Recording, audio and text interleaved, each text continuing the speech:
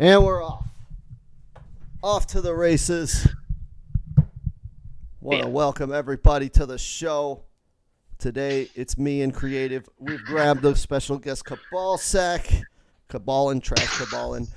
Unfortunately, Saki is taking a break from content creation for the moment. And a much-needed break. That woman works really, really hard. So she deserves, to take some time off when she can. I can respect that. Yeah, she's been organizing stuff lately, hasn't she? The Um, Queen of the Hill stuff and all that. yeah, I'd imagine that's exhausting. I believe so. Yeah, I can never organize a tournament. That shit looks so exhausting.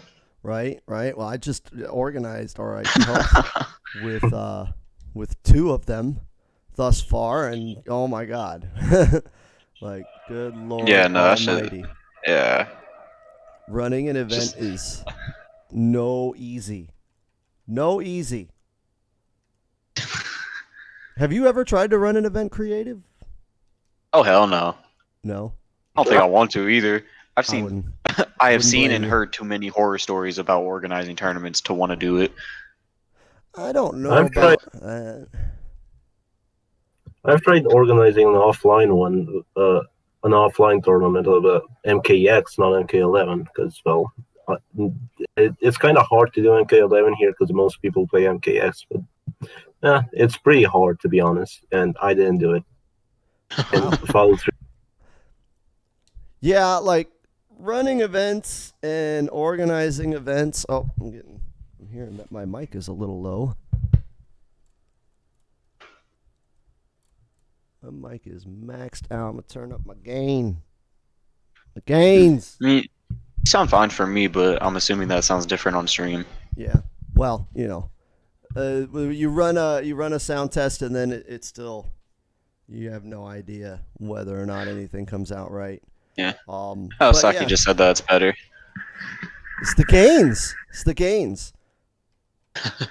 But so I did just run my own tournament, and I helped commentate another tournament, and yeah, all in all, everything was I consider everything a success, but my metric for success is lower than most people's, Like, my metric of success is, did we have fun and did we get done?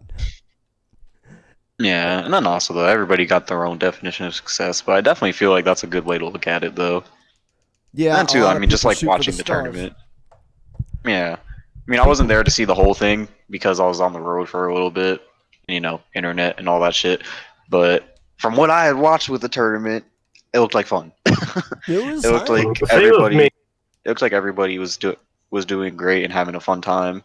So, and I had a fun time watching it too. Like I didn't. Once I was finally able to just sit in one place and watch it, I just watched it until it finished. Well, it's all up on YouTube now, so. Yeah, it was like refreshing almost. I don't know, because it was just nice to have a tournament that like. It wasn't super long, but it wasn't super short either. Like, it wasn't to the point where it's like, damn, it's like 10 p.m. I kind of want to go to sleep now. Can they wrap this up already? Like, it didn't get to that point, but it was I think it was a good length. That's the problem with a lot of tournaments that I was trying to avoid, is just like burnout and exhaustion and just them being too long. That's why I kept it small. I think going forward, like if you're going to start hosting events and all of that, instead of just doing open tournaments and all of that, I think people should look at more at invitationals. They're easier to manage as an organizer, but they're also easier on the viewer. Because one thing I found, when you're looking at content creation, you have to think about it from the perspective of the narrative. Like, what kind of entertainment and story am I giving the audience, right? And the fun thing about tournaments is, like, following your favorite player, seeing how far they go, and cheering them on. That's why people watch tournaments. But when you have these huge open invitational, open bracket tournaments with so many people in them, it becomes hard for the viewer to follow their favorite. because it's like, okay, that's not streamed, this isn't streamed. I mean, you look at Prince Panther's tournament, and how many people watched Prince Panther's tournament because Sonic Fox was going to be in there, and you only saw one of Sonic Fox's matches. And so I think that's the thing that I try to avoid with my events is like, I want to make sure that it's small enough that everybody that is competing, I can stream every match. And like, I think, moving forward, if I, continue to do events like that, that's kind of how I'm going to do them. Because as I was editing everything and posting it up on YouTube, I could follow, like if I were watching this later and I just am some dude who showed up to YouTube and saw the videos and just started watching from, episode 1, I can follow the path and the narrative of every single player. It's like, okay, I like, Argonath, and I can watch all of his matches and see where he won and where he lost and all of that. There's none of this, oh, this happened off stream, like, oh, well, I wanted to see why my favorite player lost, but I guess I can't. So that's one of the reasons why I ran it the way I did, and I feel like it was successful in that regard. Like, I got every match on stream. I got everybody the exposure, and as far as like a narrative went, like I felt like the storytelling within the tournament worked, and people had fun, and people want to do another one. So we'll see. Yeah, like I'd definitely say that one was a huge success. Oh, go ahead, Kabbalan. You haven't talked much this time around. I also wanted to say that the tournament was a huge success, and I liked that it was only 8 players. It was a top 8 tournament rather than top 50 or whatever the Prince Panther tournament was. I 100% agree that it's super easy to follow through, especially on a Steve Quittality. Yeah, that was pretty awesome. Those of you just tuning in that don't know, Steve quit in the middle of a tournament match and DQ'd himself. He was so mad. And those are the kind of moments. Yeah, but those are the kind of moments you want to catch. And like, if that match, because I think that was in losers, if that match would have happened off stream, like, never would have seen it. Yeah, you'd have never seen. No one would have believed that. No one would have believed Steve Quittality in a tournament. Yeah. So, I mean, I definitely want to do more tournaments, but I do want to keep that smaller format. And, I started out with, the idea of I wanted the smaller format because it was mostly to highlight the, unrecognized players within our community. It was like, let's get these people some recognition. But after going through and editing and doing this, that, and the other thing, it was like, you know what? There's a lot of other bonuses to running a tournament like this. So I'm going to look at like a format and think of a better way to do it and just always be improving. But I think going forward, I'm definitely going to keep them small. I don't know if I'm ever going to do like a Aquaman kind of thing or Destroyer or even Saki. She does like bigger tournaments than I do. I don't know that I'm ever going to go that route, but I definitely want to do something else. I mean, I do like the concept of a smaller tournament. And it's also like a good way, I feel, of like bringing more people into your community as well, because it's like your community-based tournament, and it's like, well, if you want to be in it, then you should probably be a part of the community also. Right. So it's like a community building thing, and it's good for morale and all that too, just in general, because it's a like friendly tournament. Well, in a top 8 tournament, there's also the possibility, well, not possibility, it's probably guaranteed that everyone is going to be on the spotlight and everyone will have a chance to prove themselves. Yeah. Exactly. Like, how many people, that's the thing about like fighting game events and competition that a lot of people don't realize is, like, if you're not going out to all of the locals and meeting all of these people, like, there are some people you've never heard of that are just as good as anybody else, but maybe they don't do well in a tournament because they had a bad showing, one time or whatever. Yeah, there's a lot of unsung talent. But they're still there, and, like, getting those people some exposure, it's, when I would go to Wednesday night fights, there'd be 150 to 200 people at that fucking arcade. And like there was one stream setup, you know? So not everybody was getting on stream, so people were constantly trying to fight for stream time. And a lot of people were fighting to not be on stream because competition in SoCal is very, very thick. And a lot of people are like, dude, fuck that. I got to fight, I got to fight Eris next. I don't want to be on stream. Please don't stream me getting beat by Alex Valle. Please don't let me get humiliated. And so there was a lot of that, but there was also a lot of people that wanted to get on stream. And I think the smaller events, they give that opportunity. So I'm very happy that it turned out that way. Yeah, I definitely do say that it turned out well. It's just one of those things where, like, I've kind of settled into the fact that, like, I don't know if I'll ever compete at the level that I did before as much anymore, just because of the nature of the universe, right? Like, when are offlines going to come back? Am I still going to be, at an age where I can react and compete at that level when they come back? Because I don't anticipate this quarantine stuff ending anytime soon. People are like, oh yeah, it'll be gone by January, and I'm like, I don't know about that. Yeah, no, it definitely won't. And people are dumb too. People don't really take precautions, so it's not going to go away anytime soon. Yeah, so when offline comes back, am I still going to be, is it coming back when I'm like 50?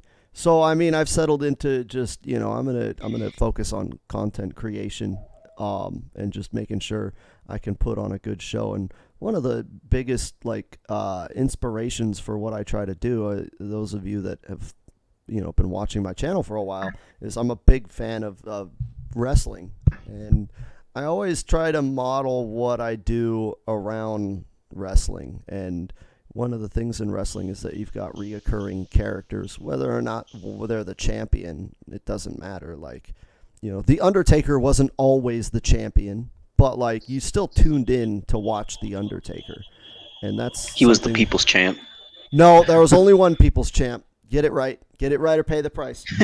But it's like, people still tuned in to see that character, and I try to build up a cast of characters within, my community for when I run events like that.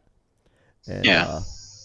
I feel like that's a lot of it's a lot of fun to as a creator to kind of let the creative juices flow in that respect, and a lot of streams don't do that.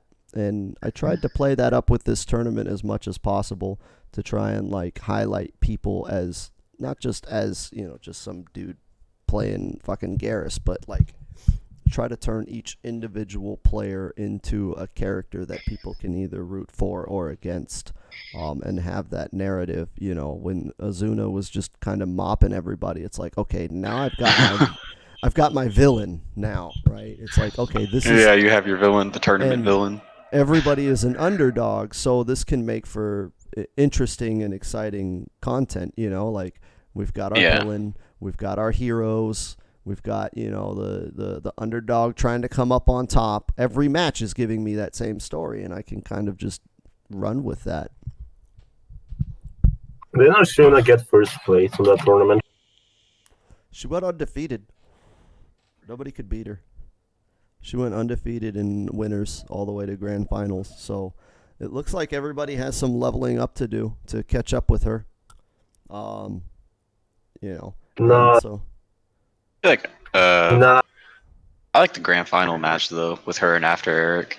Oh yeah, and After Eric. Because like despite the score, like they were all like pretty close. Well, After Eric is a brilliant player. Yeah, go ahead, Cabal. Did anyone really doubt that the finals was After Eric versus Shuna? I did. I thought Polos would probably had a shot at getting into grand finals. I thought Julop had a pretty good shot at getting into grand finals. I felt like anybody that competed in that tournament could have gone all the way. Just looking at the matches and how close they were. Yeah. There were a couple of blowouts, but like of the people that weren't blown out, it could have gone either way. Yeah. Like was like- either player could have taken it. Yeah, especially when we were in the lower bracket. Those were kind of like, it's like, okay, we already have one person for grand finals, but literally every other fight leading up to that, it was kind of like a wild card. Yeah, it could have gone either way, and I was honestly, if I have to be 100% honest, and I don't, you guys know I don't like playing favorites or anything like that. You about to play favorites? I'm gonna. The player I was cheering on the most was, to be honest, Argonath. Because like he's like this unknown guy. He's not bad at the game. He just, needs to get more experience and get his name out there. But because his character pick, like he played what is Variation 2 Nightwolf. Yeah, Variation 2 Nightwolf the whole freaking tournament. And like I was like, dude, like I hope this guy goes far. I mean, unfortunately, grand finals was Cetrion and Garrus, and it's like, yeah, I was gonna say like I don't think Nightwolf would have fit in. But it's like I thought it would have really been cool. I thought it would have been cool if he got farther. Like every match he was in, I was like, fucking get these motherfuckers, Argonath. Like get these tier whore, like I actually top tier liked watching motherfuckers. Him. Like I really enjoyed watching him because it's like, yeah, I've literally only seen like one other person play that variation. Yeah, and so like he was like my hero of the, and I mean like again, it's not anything against the other players. I'm not trying to pick favorites, but it's like goddamn, like if anybody had an uphill battle as far as like characters, it was Argonath. Even Ponies, who was playing Collector, like I don't even think he had as hard of a bracket as Argonath. I think Collector's definitely a stronger character than Variation Nightwolf. 2 Nightwolf, yeah. I think Nightwolf will do better in some matchups, but Variation 2, yeah, I don't know about that one, Chief. Right? And he was still holding his own. Yeah, he was still holding up. Sorry, Cabal, go ahead. like I think the reason Argonath was, the person you were avoiding is like you say, you really want unknown players to become the star, the people that are good at the game but no one knows, and Argonath really fits that build. Well, and Yeah, he does. everything about it, Especially it's with a guy, his character choice. yeah, it's a guy that no one's heard of, who has no name recognition. And plus he was the only one that contributed to the pot, so everybody else That's was getting true. a free dinner. He was the one actually pitching in. But also his character pick. I always respect character specialists and character loyalists more than anything else. Just because for someone to be able to be successful as a character specialist, you have to put in twice as much work as someone who wins off counterpicking or just follows the meta, just picks whatever. Yeah, because you got to be ready for every counter pick. Well, because you have to beat those bad matches. Yep, you have to beat them all the time, and it's not fun. Yeah, it's not fun, but then you'll still do it again anyways. So. I mean, any idiot can sit there and go ahead. Hey, go ahead. I think character specialists are more well known than people that counter pick, but then again, character specialists have way higher work, a lot more work to do than people who just play Joker and counter pick with Jackie sometimes. Yeah. And again, it's definitely a lot harder to deal with your counter picks, especially in tournament, because that's like when people will do whatever they can to win. That's where people go sweaty as. Yeah. Well, and not only that he's a specialist, but and it's not even that he's a character specialist. Like he's a variation specialist. Like he's just like, yo, I'm gonna play Variation 2 Nightwolf, and I don't care. I'm gonna let it rock. And it's like I respect that so much. Like he could have at any Argonath point woke up and said, "I want to torture myself today." But I'm saying, he could have picked upgraded. He could have gone to Garrus or Cetrion. Yeah. He could have gone and done all that. Like, especially now that he, lost the tournament, he could go back to the drawing board and say, all right, well, my character pick was pretty weak. I could have gone, from now on, I'm going to be a Liu Kang main. But no, he's still playing Variation 2 Nightwolf, and he's going to take it as far as he can. Variation 2 Nightwolf has some really weird bugs that I just don't know why they happen. Like, standing 1-1 command grab literally should work, but if the opponent just stops blocking no matter what, even if they're standing, the command grab just whiffs. The opponent can just down 2, crush and blow and there's nothing Nightwolf can do. Well, I mean, Yeah. it's a tick grab, so you're taking a risk no matter what. I mean, the threat is always there That's for a true, tick too. grab. Because the thing is, in a tick grab is that even though you can do a tick grab, the whole reason why tick grabs work is because the block stun ends. So theoretically, in Yeah. a tick grab, they could have neutral duck the whole time.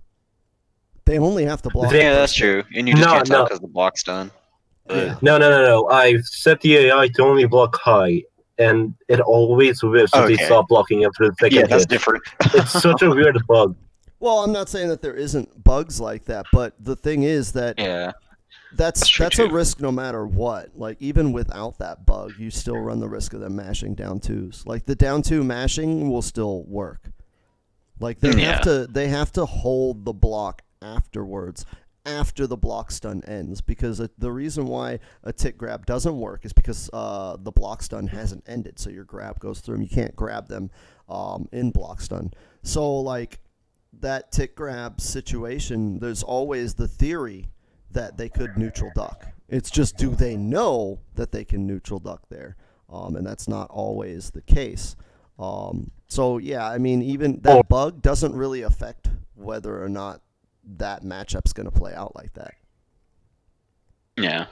Or even if they make the read that he's going to command grab after 1-1. It's still going to be a read versus read basis. It's not going to be, oh, wait, I don't know if he's going to do this. Let me option select to block 2-4 into flawless block 2-4 grab. If he does 2-4 command grab, I duck it. Yeah. I mean, those are entirely different concepts there. You're talking about two different things. Yeah. You're like going off on a crazy tangent. I've seen a lot of people on Twitter say that mid command grabs have to go purely on the basis that they can't option select that, and I just don't. I don't know why. See, I mean, a lot of people have problems with mid command grabs, but then they didn't have a problem with them with all grabs being mids in Injustice 2. We ain't gonna talk about that. I think all command grabs should be mids. I do think that, but I'm a grappler. I'm not a grappler, but I think all command grabs should be mids. Just because, like, when you look at the grappler archetype, okay, like, and again, we're bringing up, like, historical, like, data, right? So, I mean, I've followed fighting games forever. Like, grapplers generally don't do well. A grappler does well when the game first comes out, right? So, like, the game first came out, and Tager, Potemkin, Zangief, like, the grappler archetypes dominate because people don't know the tick setups. They don't, like, there's a lot of knowledge that you have to get before you can fight that. But once you get that knowledge, that fight becomes a non-issue. And so, like, grapplers generally just aren't very good. And I feel like grapplers should be good. That's a play style. Everybody bitches about zoning because zoning is easy. But playing a grappler is actually very, very hard. But nobody bitches about grapplers having no representation at high-level play in fighting games because people just aren't good enough to play a grappler.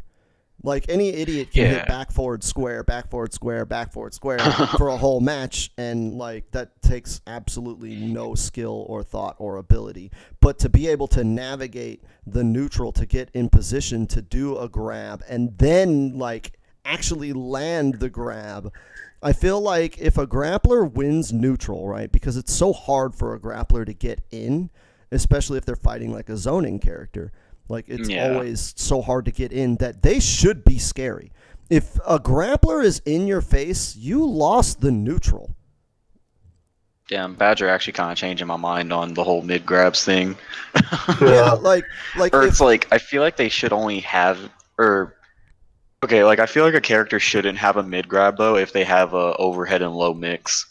Like Terminator, like I feel like if he had a mid grab that would actually be kind of dumb because he already has his overhead and low mix ups. So it's like you're already kind of guaranteed to be blocking. But then other characters like Kano, like how all of his tick throws, like you can literally just OS all of them. Yeah. Or Baraka. Like, well, no, Baraka, I don't think. No. Baraka can't be option select. Yeah, he can't be option select. Those ticks are real. Oh, no, Baraka's ticks go into highs though. They do go into highs, but I don't consider Baraka in Bone Picker to be a grappler archetype character. He doesn't want to get in and grab you. He has the grab there. He has ways to get around it. Like if you want to try to OS Baraka Bone Picker's a zoner. Wait, go ahead. No. Bone Picker isn't a zoner. Bone Picker is get in and abuse down back 3. Down back 3 is the best part of Baraka currently because it just resets the neutral. And down back 3 is very good. Baraka can get in better. The opponent most probably will with an attack. Baraka can just back 3 or forward 4 with punish, and then it's just full combo punish. And by full combo punish, I mean forward 4 down back 1 meter burn. Yeah, I was about to say, I'm like, that variation of Baraka doesn't get damage. Right. Unless he's in the corner. But the thing is that, well, or you get air to air. I don't consider that variation of Baraka to like be typically the grappler archetype because his grab is like long ranged from the area where he's would weird be zoning. So like he's more of a zoner. Like he reminds me of like what was it? I think it was Ghost Rider from Marvel vs. Capcom, who was a zoner that had a full screen command grab. Like he or what? Kon Ra from Killer Instinct was like that. He was a zoner that had a full screen command grab. So I see Bone Picker Baraka as like that archetype of like the zoner with a grab. He's like when I think of grappler, I think of Variation 1 Kano, I think of Variation 2 Nightwolf, Kotal Khan and Ascension, like like they just want to be in your face. V3 Garrus. Garrus is just stupid. Oh yeah, Variation 2 and 3 Garrus, yeah. Garrus with that mid grab is just dumb. Like Garrus, hey, let me make you guess between a mid and a mid grab. Oh, and yeah, this mid can go into a hit confirmable combo too. So don't get hit. Right. Well, the problem I think with Garrus is like a problem, but I think the issue with Garrus is not so much that he's a grappler, but that Garrus, he's like upgraded Jackie. He's not playing the same game as everybody else. And like not a lot of characters are equipped to play against Garrus. And that's why he's such an irritating character in this game because he's not playing the same game. Everybody's playing this like neutral, grounded, like I'm gonna walk backwards and whiff punish and I'm gonna do like everybody's playing neutral and Garrus is not. If you are not crouch blocking, you are in the danger zone. It's not even a screen dependent thing of like, oh, you're full screen against Cetrion. Well, that's your mistake. It's like I was on screen and I wasn't crouch blocking against Garrus. And Garrus throws pro strat. And Garrus just throws sand at you. And it hurts so badly. It's not even that it hurts. And that's it's like just that he has a regular grab loop. He has a regular grab loop on top of the mid grab. That does like almost full screen corner carry. Damn, that's dumb. Like I think the issue with Garrus is they need to make the sand trap or attack box like smaller. Because he's got, like, his sand traps, they cover so much of the floor. Like, the whole balance around it is like, yeah, this move kind of breaks the neutral, but he has to pick where to put it. And, like, if he picks wrong, or if you block it, like, he's in trouble. And I feel like that's, like, a fair way to balance it, but that's not how it is in practice. Like, first of all, you can't punish it if he does it anywhere but, like, point blank. Right? So unless he's stupid and tries to do like those bootleg mix-ups that don't work, like, like 1-1 sand trap. Oh yeah, 1-1 down back 2. Like, if he tries to do those kind of dumb moves that don't actually work, they just only work online, then yeah, okay, he'll get punished. But like if he does sand trap in the neutral and you're caught at mid-range, like you don't really have a way to deal with it. Like even like, okay, yeah, Liu Kang, Johnny Cage, Sub-Zero, Jade, like those characters with those kind of advancing moves. But like the fact that there's no risk versus reward, like he risks nothing, and if he's wrong, he doesn't get punished, whereas I risk everything just by letting go of block. And I think that's like an issue like that. And NetherRealm, it's funny because like, and I kind of touched in on this on my last YouTube video, but like the way they balance the game is this game, is just so half-assed, in my opinion. And I think that's the problem. Is that it's half-assed. It's not. I'm not saying lazy. People say that this game is late or unfinished or anything like that. I don't think the game is lazy. I don't think that it's unfinished. I think that it's pussyfooted, right? So you have. They want characters to have dirt, but they don't want that dirt to be too good. So they water down the dirt, making that character kind of just whack. And then the characters who actually can use their dirt, that have legit dirt, are the only ones that are good. And in my YouTube video, I used Aaron Black as an example. It's like Aaron Black's back 2 slide mix is not real. Like offline, you're not ever getting hit by that if you spend, a medium amount of time practicing. So like without that, but Aaron Black is balanced around that. Like they don't give him good shit because he has that, but it's not real. So you end up with this like watered down mediocre character that's not really good at anything, because the one thing that he's supposed to have that makes him scary, it's just a gimmick. It doesn't work. And that's like, I can point out tons of characters. I've been arguing with my community about Order of Light, and they're like, Order of Light has some juice, man. There's potential. And I'm like, no, dude, none of those mix-ups are real. Online, you can hit me with that shit because it's hard to deal with stuff online. But offline, you're basically spending your tournament entry and just pot mastering for whoever ends up winning if you're trying to run into a tournament with Order of Light. In which case, why the fuck does that character even exist? It's not going to have the tools to be able to fight, and it's not going to have the dirt that it needs to fight. Then why do we even have that character? Like, what purpose? For fun? Yeah. Okay, like, I guess. Yeah, like lately I've been seeing Scar play a lot of Order of Light, and it's just like, yeah, he's not really going for any of the gimmicky stuff, and for the most part, like what I see is just like he's just using the cancels to keep himself safe, and then after that he's just trying to out neutral his opponent. Yeah, and it's like it doesn't feel like there's like dirt. The only dirt that there would be is if you don't know the matchup, and that kind of seems to be it. That's it. There's 3 people I know of that play Order of Light, and all of them sandbag. All of the people that I know that play Order of Light only play them against people that don't know the gimmicks, and that's about it. There's nothing about Order of Light that's so good to be played on the higher levels. Order of Light probably makes Kung Lao worse. He does, but that's the thing. That's the majority of people just play it for a challenge. Like aside from playing it for a challenge, I don't really see what other reason there would be to play it over the other 2 variations, to be honest.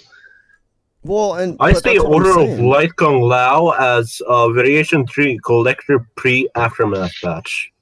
Yeah, pretty much. He's on that level. I just think that too many characters are like that, and that the characters, and Tom Brady is like kind of been going off on this in his like YouTube and his stream, is like if you look at the top tiers, they can actually do their dirt, and you look at everyone else and like they can't.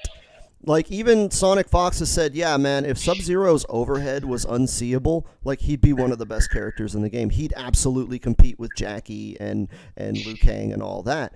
And when I said that, when I was like, yeah, man, make Sub-Zero, make his overhead unseeable, and everybody kind of shit on me and said that that's like a bad take. And I'm like, okay, so you're telling me you would rather have less characters in the game than more. Because by Sub-Zero being kind of shitty how he is, you don't see him, so he doesn't exist. So there are less characters. They're like, well, just nerf the top tiers. And I'm like, I don't think that that's going to fix the issue with the game. If we nerf the top tiers to make them as boring as everyone else, like, that's not going to actually be fun. Like, people will quit even more so. Like, you take away upgraded Jackie's bullshit, right? You nerf her into the ground and make her as bland and boring as, like, every other character. Like, the people that play Jackie needs to get gutted. But I'm saying with all the top tiers, then the people that play those characters are not going to play anymore. And the people that weren't playing those characters, like 9 times out of 10, they're not going to start winning all of a sudden. Now that upgraded Jackie is gone, like if upgraded Jackie gets nerfed, you're not going to start winning tournaments just because she's gone. Yeah. So nobody ends up being satisfied. My opinion on this has changed dramatically once I saw a Corey video around balancing and why buffs are better in nerfs. The second I saw that, I was like, yeah, wait, why the fuck are we nerfing people to make the game more boring? Why not leave the character that's overpowered, and then make everyone else overpowered so that this game is far more interesting rather than only having 3 characters? Well, it makes it interesting, but it doesn't really make it balanced particularly. It doesn't work because they tried that. I don't know if you guys ever played a game back in the day. It was called Injustice 1. And that was their philosophy. Every character is just stupid. Every character is broken and imbalanced and unfair, and let the chips fall where they may. But the problem is degenerate strategies. So the game developed, de-evolved into degenerate strategies. It was like, this is the broken thing this character does, and that's all you do. And then it became like just kind of spamming your broken shit. And like the game ended up not really having a lot of depth or like variety to. Oh god, I'm getting doomsday fucking flashbacks about overhead low 1 frame fucking fuzzy. That shit was dumb. Or even just fucking Zod, where he's just shooting all he's doing is just doing jump fireballs the whole match, and like that is Zod. You have no other move other than instant air fireball, and like that's the problem with making everybody overpowered. Like there's got to be a balance. Cyborg had block infinite, right? Well, Cyborg had a block infinite in Justice 1, right? Which is jump in shoots. The same game plan as Zod, but just they nerfed that, and now Cyborg isn't as good as Zod, right? Yeah, he had that since launch, and then they took that away pretty quickly. But the issue, I think, is not so much that they need to nerf the top tiers or buff the top tiers. I think that they need to just take the brakes off and let shit rock. I think that's the problem with the balance of this game, is that characters have all this cool shit that they can do, but it's not actually good, and the characters that have cool shit that actually works are the ones that are good. Like, imagine if Order of Light actually was legit, right? If those cancels had to be respected, how scary that character would be. I think Order of Light would be just as scary as Upgraded Jackie if you had to respect the cancels. You know, if Aaron Black had to respect back 2 into slide and you couldn't just react to it and punish it, like Aaron Black would absolutely be able to compete with Upgraded Jackie, because now it's who can get their bullshit out first. And I feel like that bullshit that those characters have, it's not like spammy bullshit. Like Aaron Black still has to get into back 2 range, and you can still guess right. So, like, how is Aaron Black's back 2 mix any more cheap or broken than Upgraded Jackie putting you in an 8-way mix-up if she gets in close enough?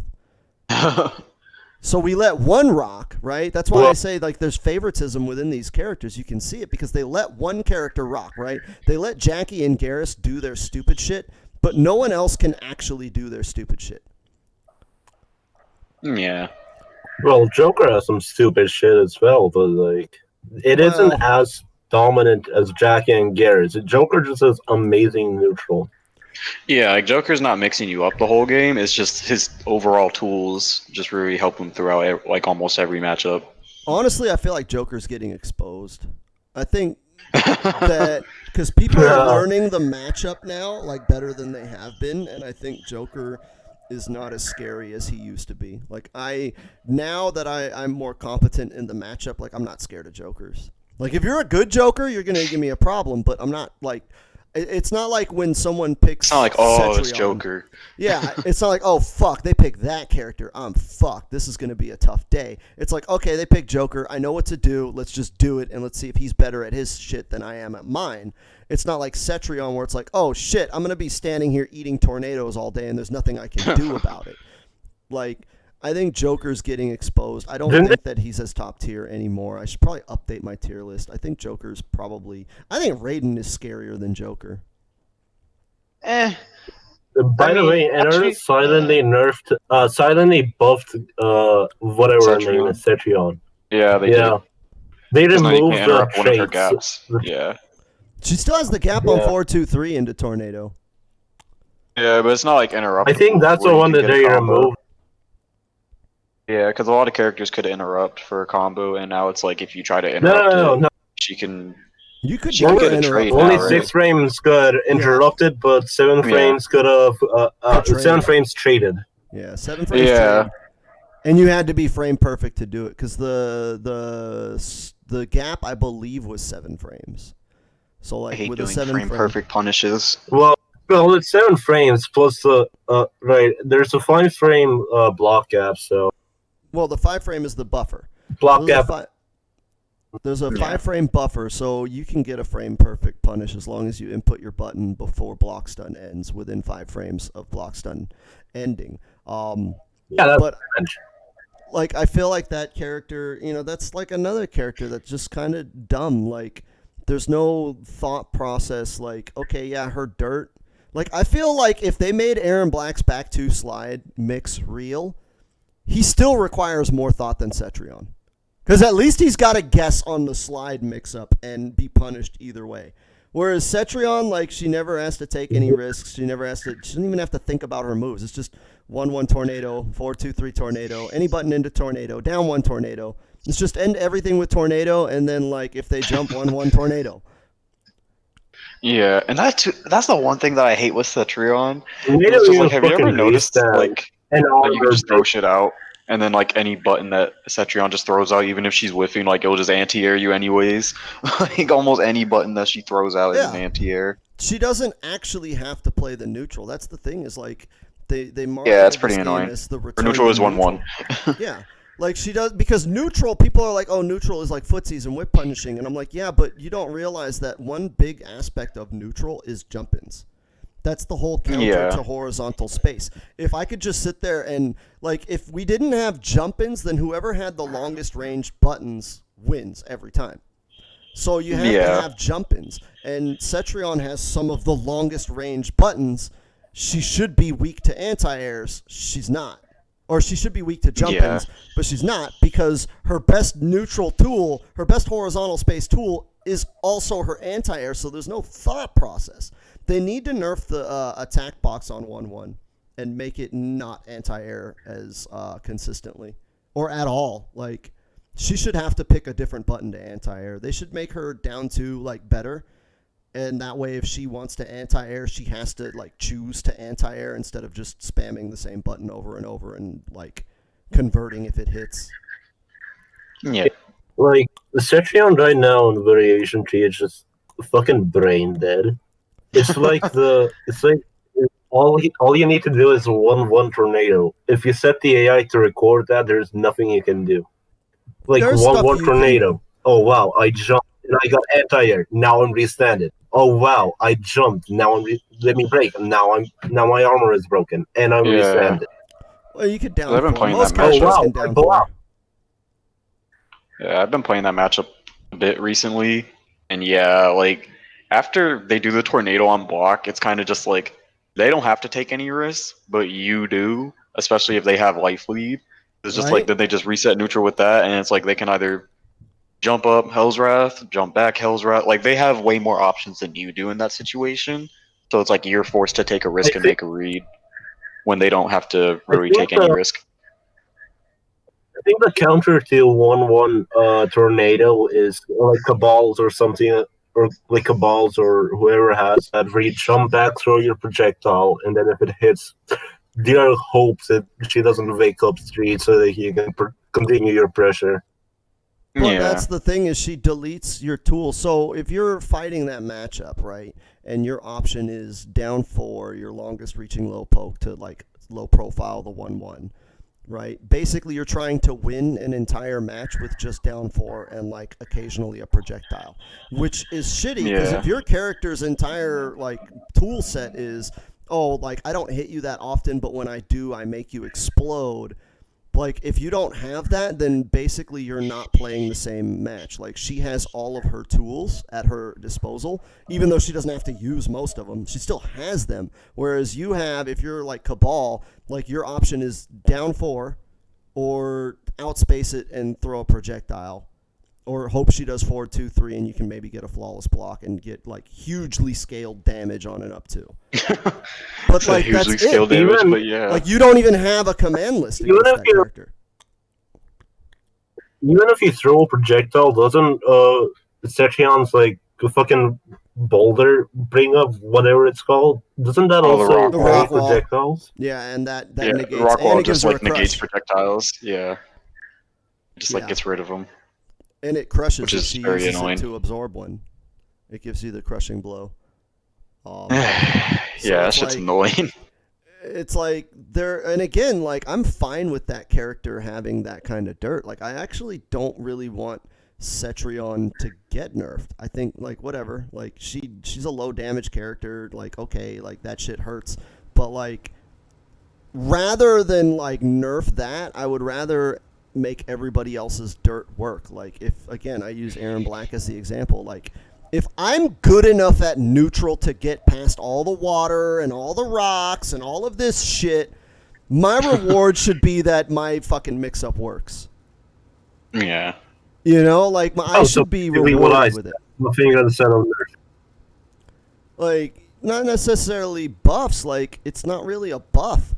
I don't see that as a buff. To me, a buff is taking something that was bad and making it good. With Aaron Black making back to slide work, that's not a buff because you're not taking something bad and making it good. You're taking something that doesn't work and making it work. It's not, that's like a, to me, that's like a bug fix. It's a fix, yeah. Yeah, it's a fix. It's not a buff. Like, they're not making it better. Like, it's not like it fucking is like this amazing Yeah, thing. they're not making it better, they're does. making it work.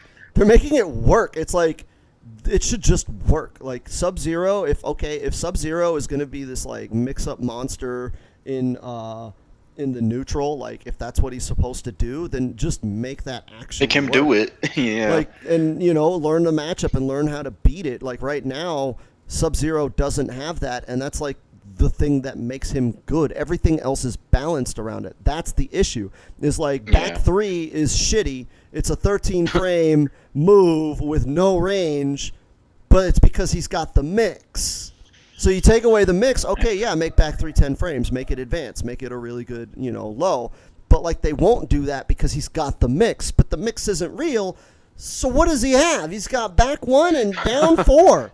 Like that's what Sub-Zero has. Yeah, and then this down 4 isn't even that good. This down 4 doesn't jail into anything. Yeah, like that, you know. And then like, his down 1 gets low profiled. And there's so many issues like that in the game. Like Kung Lao's forward 1-3 up 2 is supposed to be a high that, like, the whole way that string is balanced is if I stagger forward 1-3, I'm minus 19, you can punish me. If I make the call out on the punish, I can do up 2 or special move to call out the punish, or I can just do the up 2 finisher to kind of keep myself safe, but there's the risk that they could neutral duck it, but they can blow it up by blocking. Like if you're crouch blocking, it gets blown up, and it's like, come on, highs are supposed to touch if you're blocking. You're supposed to take the risk of, okay, I'm going to neutral duck to call out the up 2. Like you look at Cassie string her, what is it, forward 4-1-2, I think, the one where she ends in that high gunshot. And, like, that works. If she does that, the gunshot, like, will make contact if you're blocking. You have to neutral duck to avoid the gunshot to punish it, but then you open yourself up to the stagger. Whereas, like, Kung Lao doesn't have that. Like, basically, forward 1-3 just doesn't work unless you have Lotus Fist, and even then, people can force the whiff and you get punished anyways. And you spent 2 bars for it. And there's so many issues like that within the game where it's like, why aren't the things that you designed this to do this? Why doesn't it work like that? Yeah, like things just need to work. Oh, and also going back to like low profiles, let me just air some frustration real quick. Why do my mids get low profiled? I just want to know that. Right? Why do mids get low profiled? I mean, it's happening in every game. It happens in every game. Like in pure example, MKX, me being a Jason main there, I am so frustrated with back 1 getting low profiled. I even started believing that you can just duck it with certain characters. Low profiles is in every game, and Fujin's main for example. Shut up. Fujin's main ability is down 4 and forward 3 because they the low profile basically everything in the game. In Fusion, And down 4 jumps how over Collector's pokes, Mace. too. Collector's Mace is a mid. Fusion will low profile it with slide from like full screen, and I hate it because I just get KB with the fucking 4-3-1. That's fine. That's his dirt. That's what you, he does. You see the video? But see the video? Frost down 3 low profile, and she was stomp. Yes. Yeah, I saw that. Or how Aaron Black can somehow do a sweep, and then at low profile she was stomp, and then punishes. I'm fine with to the foot fetish. I'm fine Dude, with Aaron things Black like is that just that like are the king of low profiles. Right? But what I'm saying is I'm fine with things like that that are matchup dependent, like this character has these strengths or weaknesses against this character. I'm more interested in like the things that are just broader, like this does not work against almost anybody. You know, it's like, okay, if there's a matchup issue, okay, like you're fighting Aaron Black and he's got these goofy hitboxes and that's just kind of Aaron Black's thing, or like Fujin, right? His thing is that forward 3. Like the character is built around that being his cheap move. I'm fine with that, right? Learn how to beat it. And the thing is, forward 3 works, right? It's the issue is like the shit, like right now I have Katana on screen, like none of her shit works. Everything whiffs, everything gets punished, she has to dial everything, like none of her dirt actually works. And so she can't ever, like, she's not playing with a full toolkit. Yeah.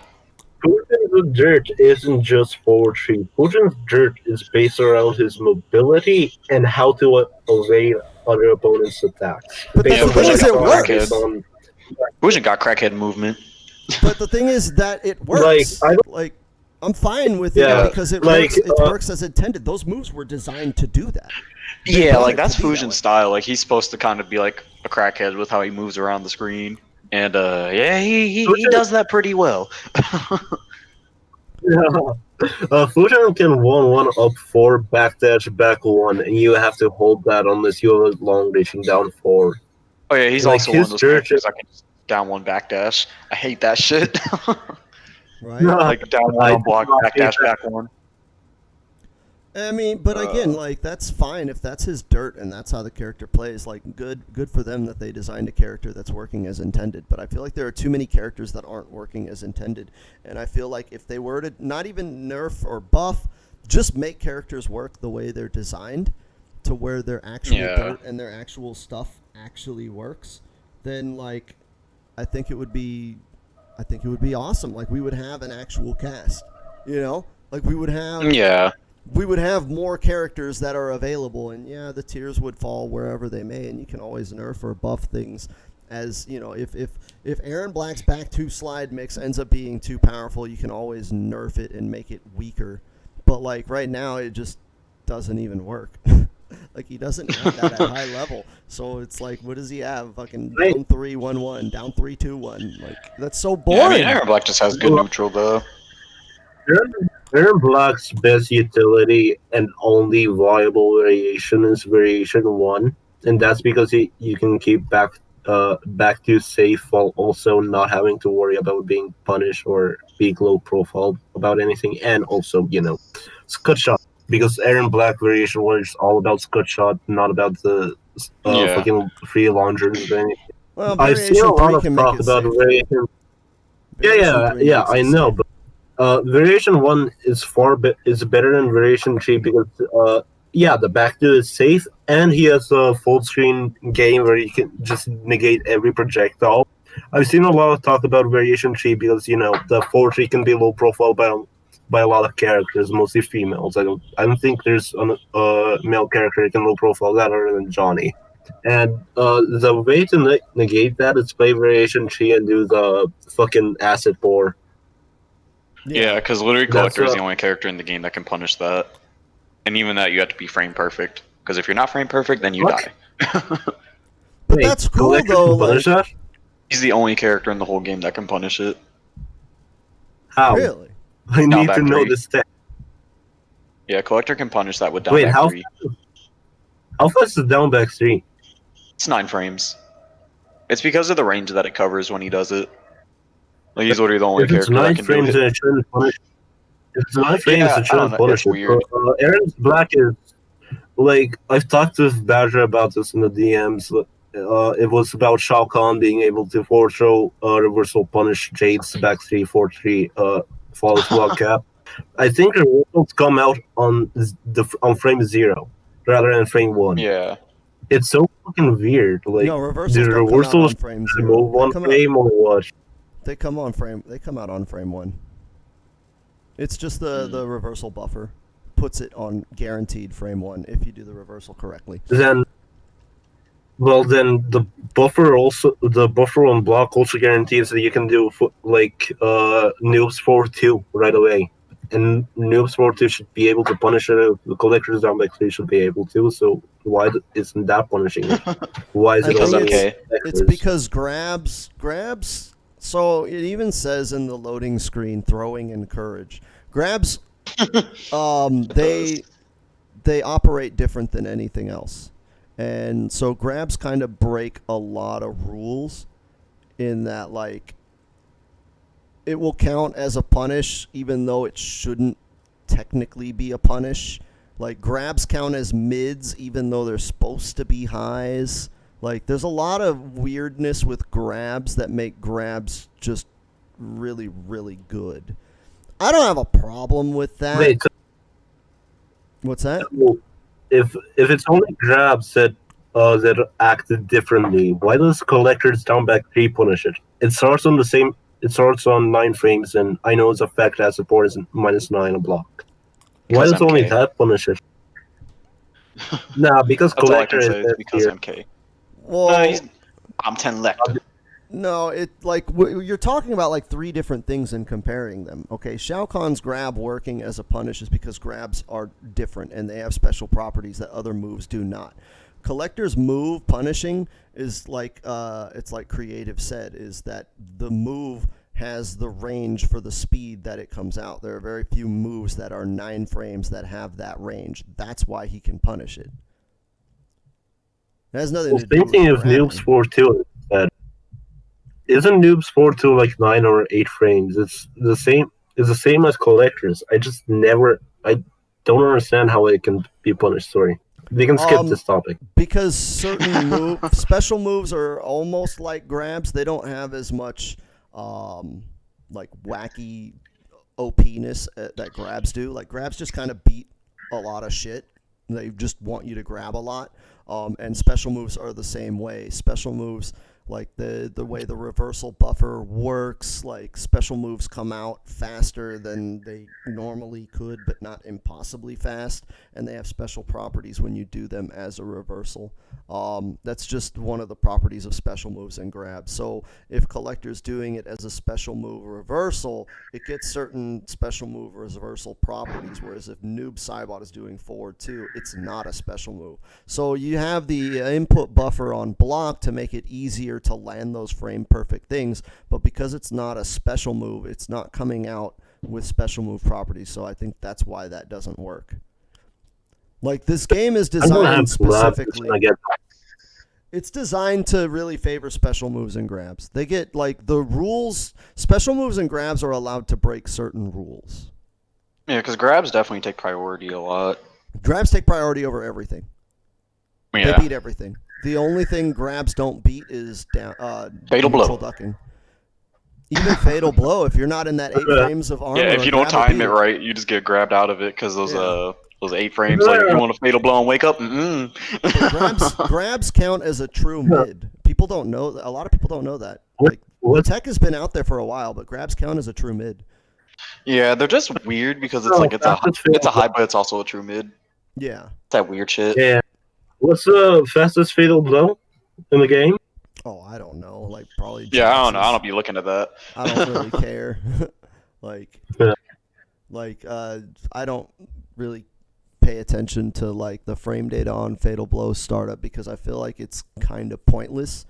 Like, yeah, like Fatal Blow's have a slower startup. Like, even if they're slow, there's a fast.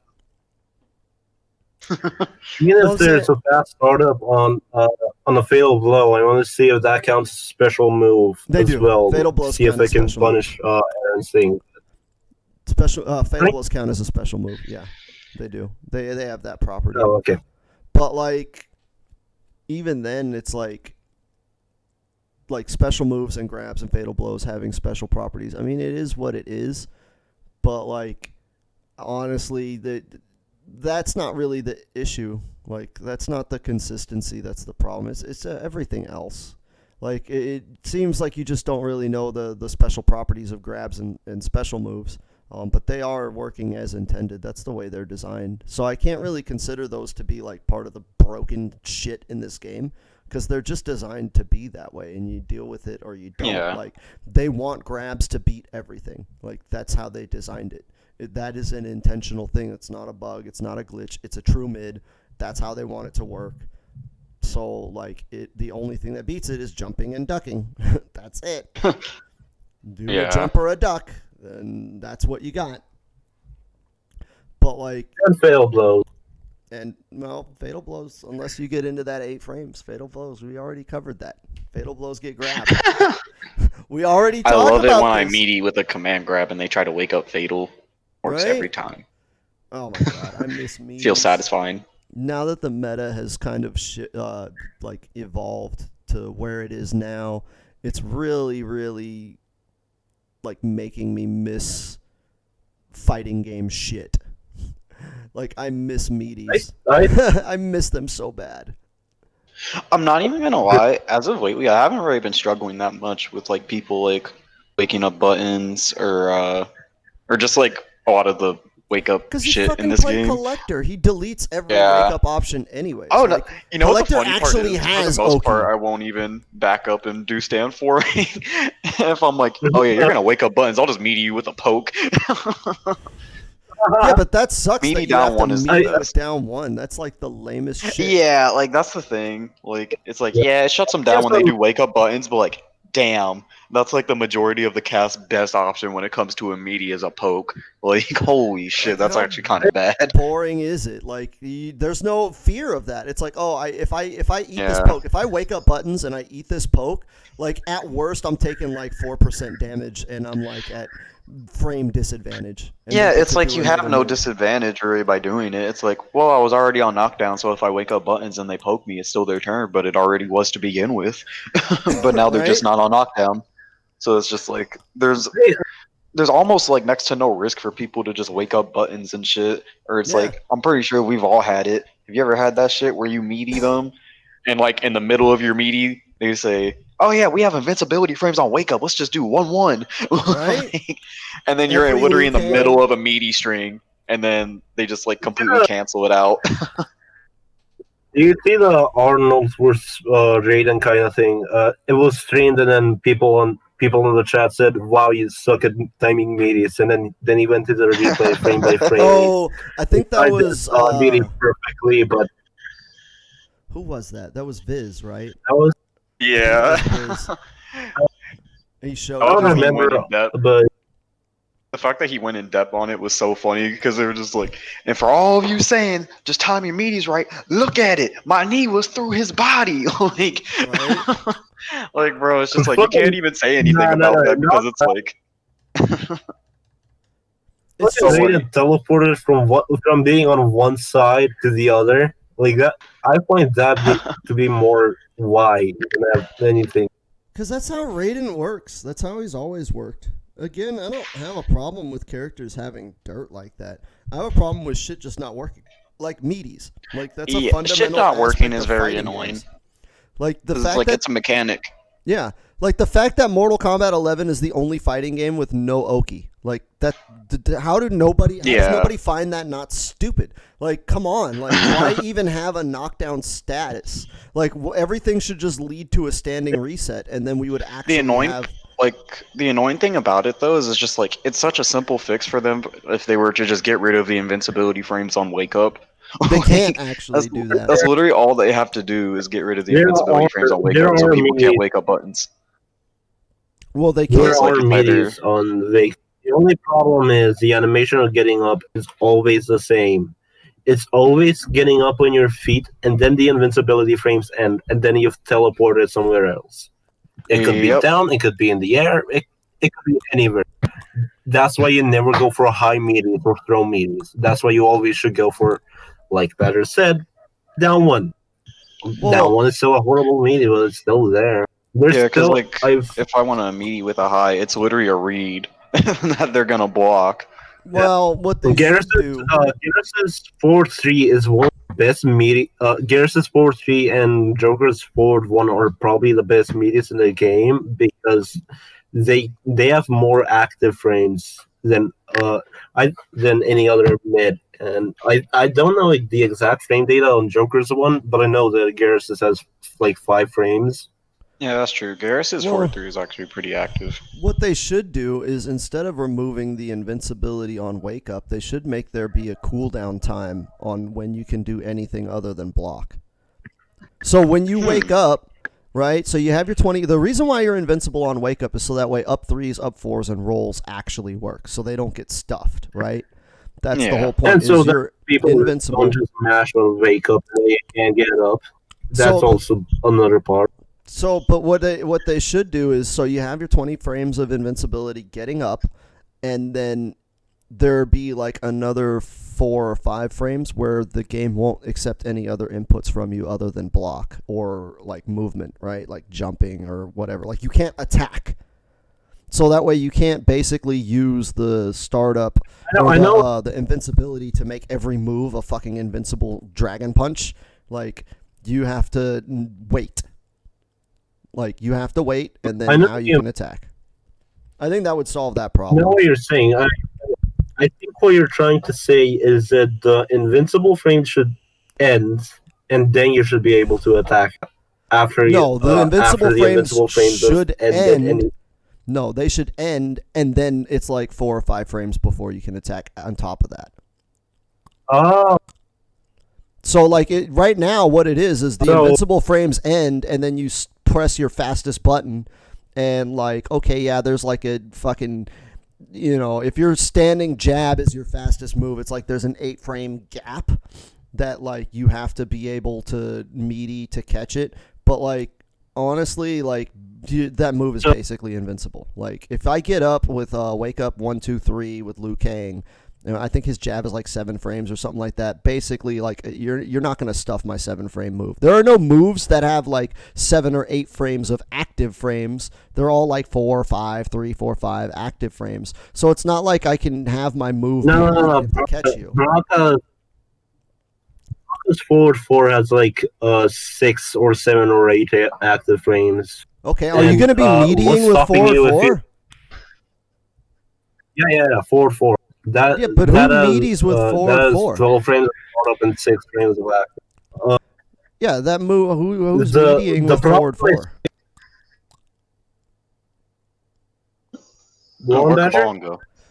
What's that? You guys can hear me? Yeah, we can. The problem I see on that is what stops someone like Shao Kahn to just instantly go for 4-4 on Wake Up, and then he has a free fucking mix up there. Like, that's it. Then don't get knocked down. Don't get knocked down.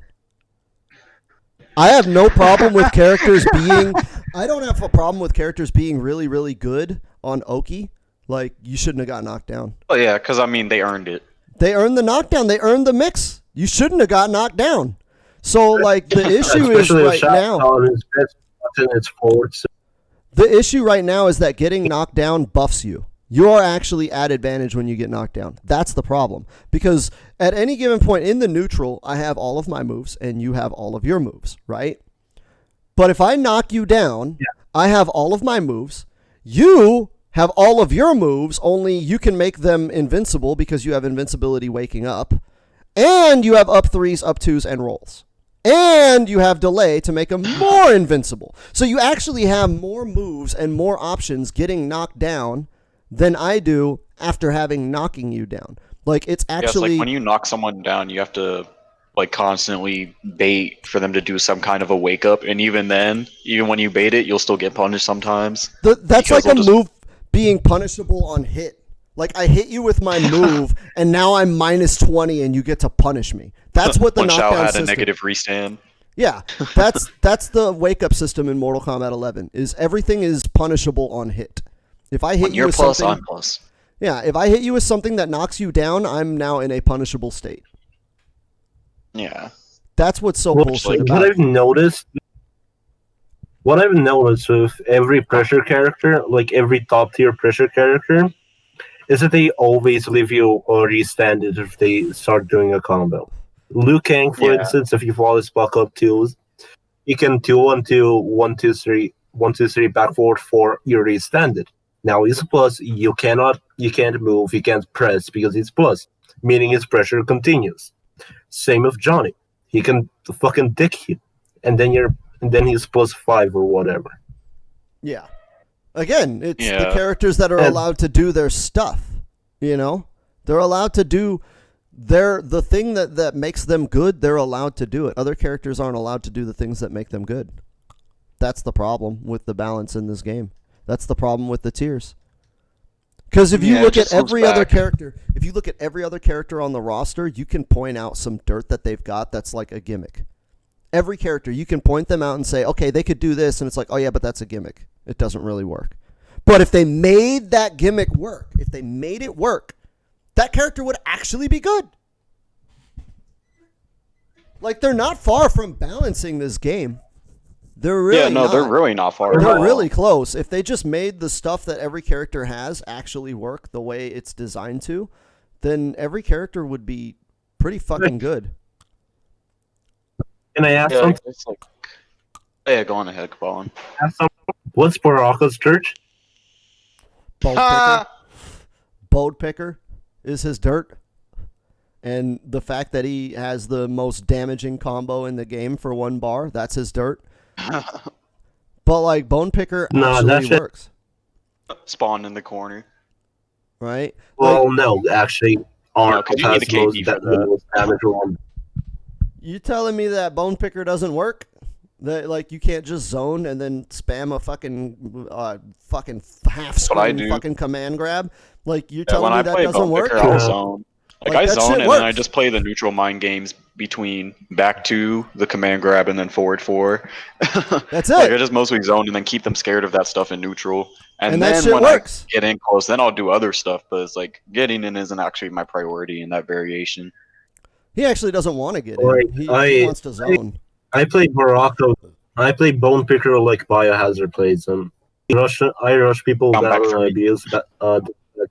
Yeah, it's people don't know. It's sometimes plus, it's sometimes not. It's full on dependent on spacing. But you're not Most of listening the time to it's what we're not saying. plus, but there's nothing to do. We're saying that his dirt works. That you don't have to zone with him. It doesn't matter how you play him. It doesn't. It doesn't matter if you zone or you rush down with him. At the end of the day, they work. Like, you can do the stuff that he does. That's the argument me and Creative are making, is not that it's good or it should be played this way or it should be played that way. It's the fact that you can play it. Like, if I play Baraka and I'm Bone Picker and I want to rush down, I can do that. If I'm Baraka Bone Picker and I want to zone, I can do that. If I'm fucking Sub-Zero and I want to go for my mix-up shit that Sub-Zero is balanced around, I cannot do that. It does not work. It's a gimmick. That's the issue that we're saying, is that like these characters have dirt, and if only they just let the dirt work.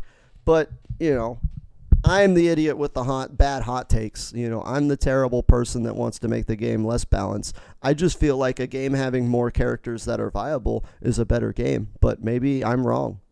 Maybe I'm wrong in that respect. Yeah, that's true. You know, like.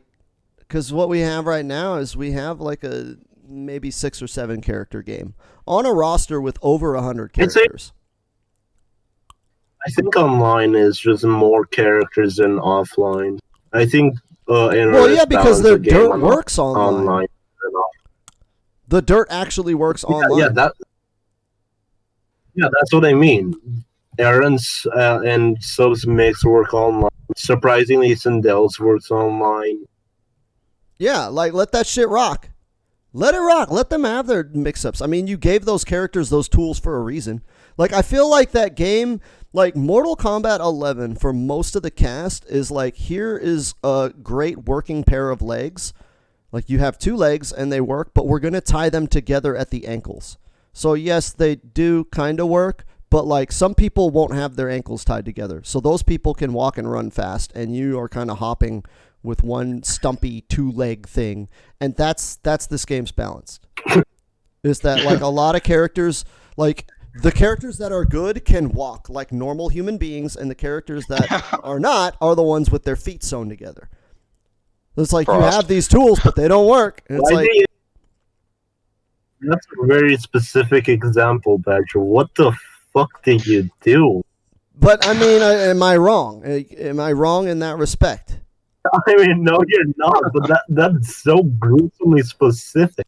Because I'm thinking of like having it's a one-legged man in an ass-kicking contest. I guess that's like an old American phrase. Like maybe you don't know that, but like in America we have a phrase that is you're a one-legged man in an ass-kicking contest. Well, you need 2 legs to kick, right? You got to stand on one leg and kick with the other. So if you're a one-legged man and it's a contest of who can kick asses, you're at a disadvantage. Right, and that's the majority of the cast. Is like some characters have 2 legs, other characters they have 1. And yeah, you can kick ass. You can hop on one leg and jump up and kick really, really fast, but not as well as someone with both their legs. And that's most of this cast. Most of the characters in the game, they're just like they don't have all their tools. They don't have all their people just want their command list. You watch every video on YouTube, you go on Twitter and you see everybody complaining, and for the most part the complaint is all the same. Like, I just want my command list. And that's why people are playing MKX, they're playing MK9, they're playing Injustice. They're going back to those other games, not because those games were better or more fun, but just because, like, if I pick a character, I have all of these moves and they all work. And people are frustrated and tired of playing MK11, and it's like, I have all of these moves, but like none of them work. This move works, so my entire game, my entire MK11 experience is spam this move and hope I win. Yeah, like it all just loops back to the usefulness of things that characters have. It's like some stuff is just completely obsolete, and it's just like, oh, this could be so useful if it worked right. Yeah. It's like the meme. This is where I would put my dirt if I had it, basically, right? Yeah. Yeah, like so many characters would be so good. I want to say on Badger. A few things I want to say on Badger's round. Americans are fucking weird, and the second thing is I think MK11 is a lot more fun if there's a lot more fun than the other games the dirt worked. That's I think more people are looking at a game offline based where nothing works other than like 3 fucking characters, but online everything works. The same thing with Injustice and MKX, except that they work offline. I don't see why people are going from MK11 when it's only online where everything works to MKX where everything works as well. That I don't understand why they do. Well, I think they did that because people bitch and complain when they lose. When you're not good and you want to be good, you're going to bitch and complain, and that was the big complaint from like a lot of people for the old games. Is like, oh man, like, this game is just unga bunga, there's no neutral, blah blah blah. And the problem is that NetherRealm actually does listen to their community, and they listened, and people said that they wanted more neutral, so they tried to give them a game that was more neutral based. But the reality is people don't actually want neutral. They just want to bitch about whatever's beating them and then complain about it. So in MKX, like, people just wanted to bitch about mix because they couldn't deal with it. In Injustice, people wanted to bitch about zoning because they couldn't deal with it. Like, making the game more neutral based isn't going to make those people suddenly better at dealing with mix or zoning. They're still going to suck at that. Like, the problem is that MK and NetherRealm games have a precedent for being kind of bonkers, and MK11 is the one game that's not really bonkers, but they're trying to tap into a market that has no interest, right? So if I wanted a straight up footsies neutral game, I'm going to play Street Fighter, right? That Street Fighter is like all neutral footsies. That's the name of that game. And if I'm a Street Fighter player, I'm not going to leave Street Fighter, that's a game all about footsies, to go play Mortal Kombat.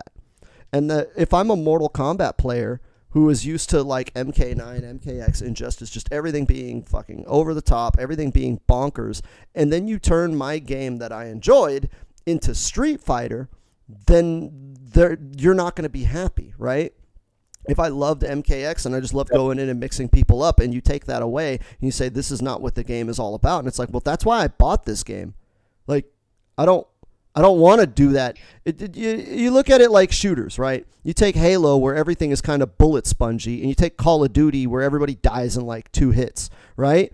And if Call of Duty ever turned every character into like bullet sponges, like, people that like Halo aren't going to stop playing Halo to play this new Halo-style Call of Duty. And the people that loved Call of Duty and didn't like Halo now have nowhere to go. And that's kind of where I feel MK11 is that the people who loved the stupid over-the-top shit that MK used to deliver, they don't have a game anymore. And the people that wanted that more honest, neutral, footsies-based game, they already have games that they've already been playing. And there's no real impetus to quit those games to go to MK. Like, MK should work on their niche and just kind of, cater to the niche that they've built for themselves. Because MK was, at one point, the only game that was a grounded 2D one-on-one fighting game that had dirt. If you wanted dirt, usually you had to go to, like, anime games or team games. Like, you want actual dirt, you got to play Marvel vs. Capcom or Guilty Gear. But what if I don't want to be air dashing and all of that? I want dirt on the ground. That was MK. And now MK is not that, and that's kind of the problem I see with MK11. Online MK11 is that, offline it really isn't. Yeah, well, I mean, and I've tweeted this to NetherRealm and Ed Boon and all that. I've tweeted, I said, let there be tech. Just let there be tech. Let the actual, and this was when that option select came out and everybody was saying, oh, it needs to be removed because it breaks the game. And I'm like, no, fuck that, dude. Let there be tech. This game is dry. This game is very, very fucking dry. It's why I'm not enjoying playing as Johnny Cage. I'm like, dude, Johnny Cage is the best character in the game at playing MK11. Like, the way they want MK11 to play, Johnny Cage is the best at it. Like, he plays the neutral. He does the footsies. He's all about the whiff punish, right? And it's really fucking dry. It's just like, okay, down 1, jail into 1, 2, 4. Okay, hit a low poke, use my frame advantage, advance in. Okay, backdash. They press the button, punish with whack 3. Like, it's just, these are your moves in this situation. You do them and you win. And that's kind of dry. He's a good neutral, and he's got good with punishes. He kind of wants to play around the mid-range with the capacity to zone. Right? Like, every character is like that. It's why Nightwolf is so boring. What is Nightwolf? Down 3, 1, 1, 1. Like, that's it. Yeah, get in range to down 3, and then after down 3, hit confirm 1, 1, 1 into a combo or go for a grab. Like, that's it, and that's so dry. And you look at all of his moves. They spent millions of dollars on these fucking animations, right? And NetherRealm is proud of these fucking animations because they're all long and they take forever, and you never see them anyways. Like, why am I going to do any of Nightwolf's fucking cool-ass moves where he throws you on the ground and stabs you on the chest? Why am I going to do that? Down 3, 1, 1, 1 works. It's low risk, high reward. Just do that. And, like, why would you do anything else? That's the problem, is everybody is so dry. That's it. They do this thing, and then that's it. And it's not very exciting. Oh, shit. Like, yeah, I just looked. We're at an hour. I'm so disappointed. And I always notice that, like, way after we've gone overtime, I'm like, oh, we went overtime. Right? I always notice we've gone overtime, but then Badger is on a rant about something I forget all the time. So it's like you can't stop, because then it's just like, oh, we're mid conversation now. Right. But now I don't even remember what the conversation just was. Final thoughts, social media. I mean, yeah, we kind of discussed running tournaments, and we discussed some of the frustrations with the way the game's balanced and designed.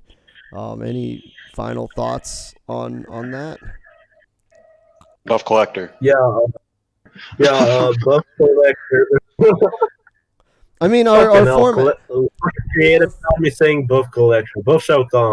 Right. Our format kind of took a dump today because we kind of threw together the podcast due to Saki taking a break. So like we kind of just called it by ear. Still panned out.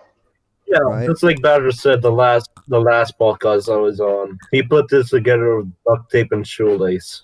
Right? Like literally right before we went live, we didn't even know if we were going to be able to do it. So it is what it is. As far as like, Still have final fun. thoughts, my final thought on like the discussion is just let there be tech. Let there be tech. There's no tech. I just want tech. And social medias, right? Go ahead and shout out your Social horny badger. social horny badger. Alright, Cabal, you can go on ahead. I know you're List proud of your your stuff. Twitter. Give me clout. Give me clout on Twitter, Caballing1. Caballing one, and he doesn't stream yet, but I think he's thinking about it. You're thinking about streaming, right? Cabal saying. Yeah. I am. I'm just trying to have get a better mic and a better setup. I would never recommend that. Just go. You're never gonna have the best mic or the best setup. Just do with what you got. Well, I mean, that I works. don't. Hell, I'm I don't having even use trouble my mic. I'm having trouble connecting my mic to the Xbox or my mic connecting to the PlayStation, and that's why I'm not doing it right now. No one wants to watch someone that's just playing MK and chatting after the match. Yeah, that's why I like to have music, because if I'm not using my mic, at least I have something. Right. Then again, though, I just like to stream. I just talk a lot. My socials are. You can find me on Twitter, SoCalHoneyBadg, BADG1. Obviously on Twitch, I'm SoCal Honey Badger, and also on YouTube. Badger is lying. Badger is lying. He's social horny badger. Yeah, social horny badger. Not funny. Not SoCal Honey Badger, social horny badger. I want to thank Creative and Cabalsack for coming in and joining our impromptu podcast. It's not impromptu. I do them every Sunday, but it was impromptu today. It was impromptu, not impromptu. Yeah. And yeah, that I guess that would be the end of it. I'll put this up on YouTube hopefully later tonight or tomorrow, depending. I'll post what you post on YouTube on my Twitter so you get more clout. I get more. You'll get all the clout. All right. Well, I'll catch you guys later. Thanks for stopping by. Yeah, it was fun. Good talk, team. See ya, bud.